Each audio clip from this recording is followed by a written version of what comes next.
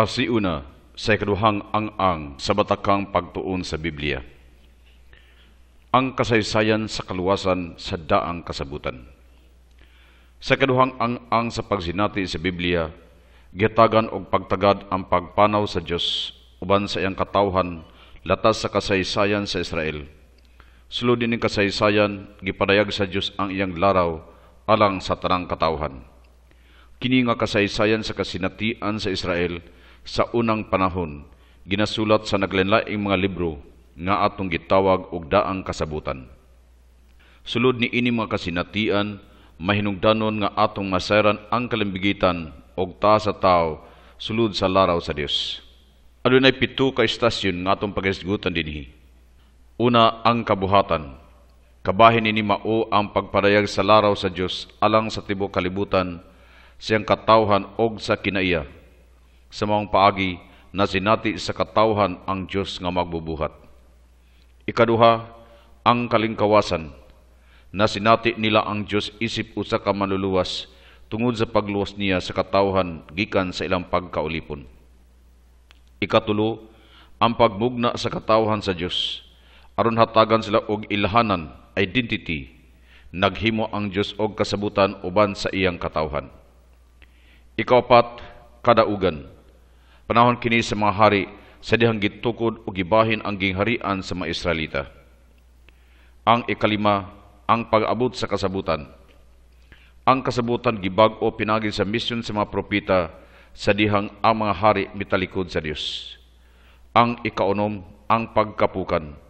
Ang duha ka gingharian, Huda ug Israel, napukan o gibihag ang mga tao sa usa ka langyaw nasod. Og ang ikapito, ang pagpaabot sa Mesiyas. Human sa pag-uli silang kaugalingong yuta, ang mga Israelita nagpaabot og usa ka hari nga gamhanan nga muluwas kadila sa tanang gahom, nining kalibutana ang Mesiyas. Og mao kini ang hanay sa mga tema. Una, ang kabuhatan. Ana dinhi ang paghisgot sa liturhiya sa pagsugod, ang kaslugan sa pagbalaan sa Biblia. Ikaduha, ang laraw sa Dios. Ikatulo, ang mga patriarka, og ang ikaapat, ang Deuterocanon. Ang ikaduhang tema mao ang kalingkawasan.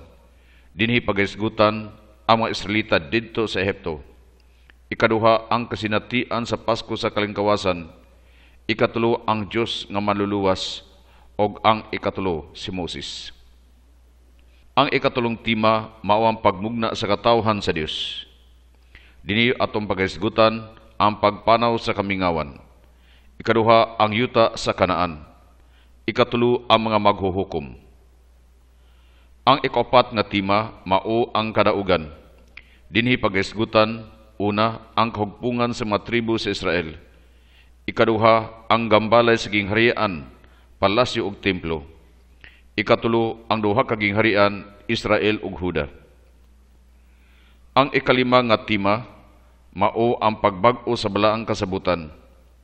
Ug dinhi atong hisgutan ang mga mapa sa mga propeta. Kaduha, ang panahon, persona ug misyon sa mga propeta. Ikatulo, ang balaang kasabutan, ug ang ikapat, ang paglaom sa usa ka Mesiyas nga hari. Ang ikaunom nga tema mao ang pagkapukan. Dinhi atong paghisgutan, una, ang paghingilin sa Babylonia. Ikaduha, ang pagbag-o sa katawhan sa Dios. Ikatulo, ang paglaom sa usa ka Mesiyas nga sulugoon sa Dios. Ikaapat, ang pag-uli sa Palestina, ug ang ikalima, ang mga salmo. Ang ikapito nga tema mao ang pagpabilin nga masinugtanon ngadto sa Dios. Dinhi paghisgutan ang panahon sa mga Grigo. Ikaduha, ang malamon nga mga basahon. Ang tumong sa atong paghisgot nini, una, makasugilon sa laraw sa Dios alang sa katawhan diha sa kasaysayan sa kaluwasan sa daang kasabutan.